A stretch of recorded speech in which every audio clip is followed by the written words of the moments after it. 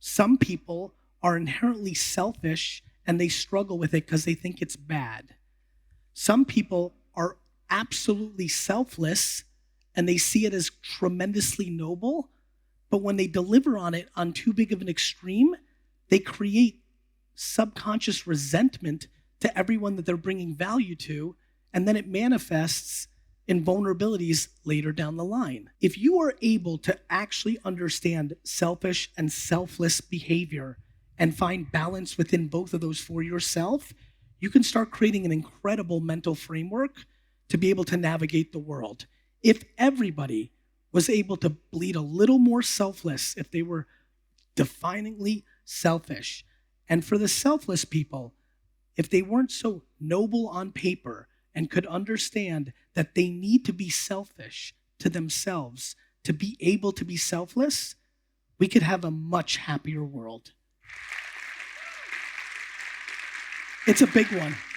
For me, everything I've ever wanted selfishly is happening because of my aggressive selflessness. A funny thing happens. People always talk about, I want to build a brand like you, Gary. I want to build a brand. I'm like, okay.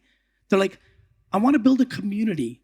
I'm like, okay. A lot of times I'll go and audit what that person's doing. When I tell you 99 out of 100 times when somebody's crying about not building a big enough profile, that when I go on their account, that 98% of their content is selfish, as if you are entitled to followers.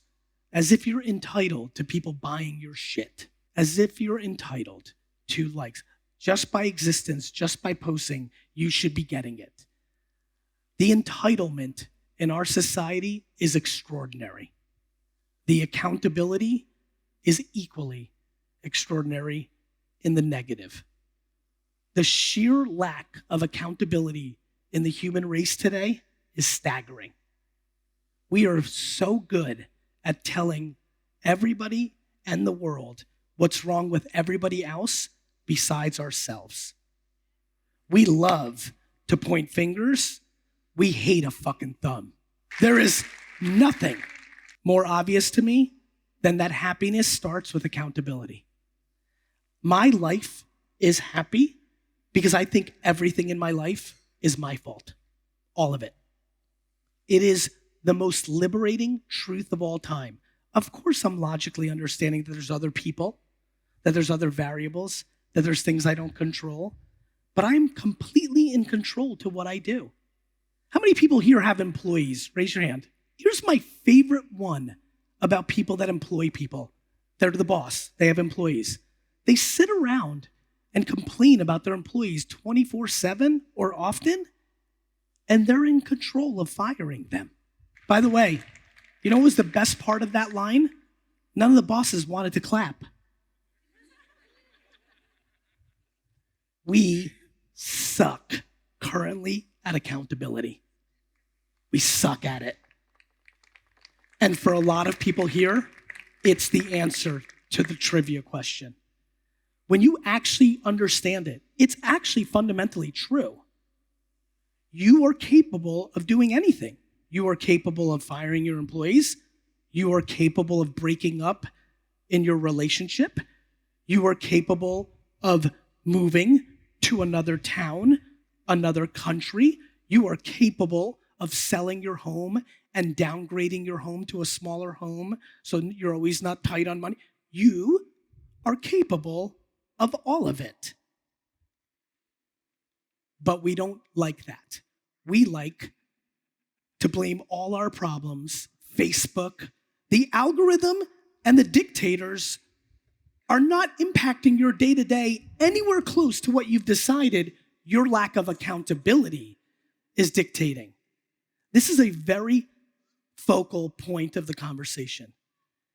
We must understand this.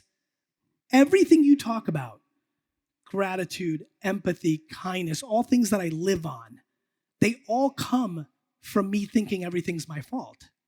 They all come from me knowing I have control. Everybody, when they get into the accountability and control game, immediately, much of this audience starts thinking to the counterpoint. They immediately start thinking to the counterpoint. The natural human spirit for most people, when told everything is your fault, you are in control of everything, will start giving you 800 answers to why that's not true for them. And that's how they're missing the point. When I brought up earlier, if you are tight on money and you own a home, sell your home and live in a shittier home. Do you know how many people do that on earth? No one. Do you know how logical what I just said is? You are tight on cash. You are really struggling. You own a fairly nice home and your mortgage situation, you have an asset. And you will not sell it to live in a lesser home because you worry about what people think about that move.